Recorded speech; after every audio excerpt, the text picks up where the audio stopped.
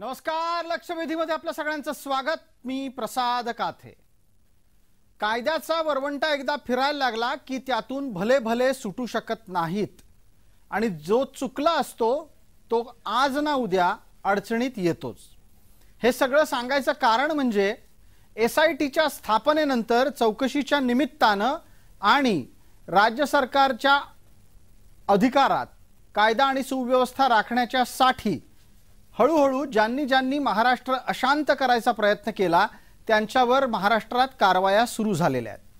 त्यात काही जरांगे समर्थक आहेत आणि राज्य सरकारचा कायदा आणि सुव्यवस्था राखण्याचा प्रयत्न हा अन्यायकारी आहे अशी ओरड सुद्धा त्यानिमित्तानं सुरू झालेली आहे। ठरवून जरांगे समर्थकांना लक्ष केलं जातंय। जरांगे समर्थकांच्या विरोधातली पोलिसी कारवाई ही निव्वळ आणि निव्वळ बळाचा वापर करणारी आहे आणि दडपशाही आहे असंही प्रतिवादादाखल बोललं जात असताना मुद्दा इथे उपस्थित हाच राहतो की ज्यानं कोणत्याही प्रकारे कायदाभंग केलेला नाही त्याला कायद्याच्या कसल्याही कारवाईची भीती का असावी। जरांगेंचं आंदोलन सुरू झालं त्यावेळेला झालेला दगडफेकीचा प्रकार आणि लाठमारीचा प्रकार हा चर्चेत आहे।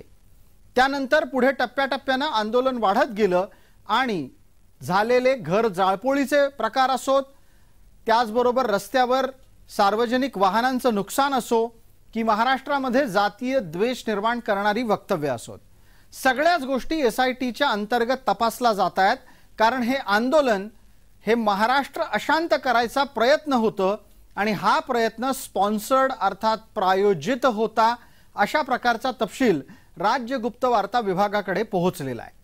राज्य गुप्तवार्ता विभागानं त्या अनुषंगानं जेव्हा अधिक माहिती खणायला घेतली तेव्हा बरेचसे धक्कादायक खुलासे त्यात झालेले आहेत। यात काही राजकारण्यांचा थेट हस्तक्षेप दिसतोय तर दुसऱ्या बाजूला या संपूर्ण प्रकरणाला विविध माध्यमातल्या विविध व्यक्तींच्याकडूनही वेगवेगळ्या पातळीवर राज्य अशांत करण्याच्या प्रयत्नांना हातभार लावल्याचंच काम झाल्याचं दिसून आलंय।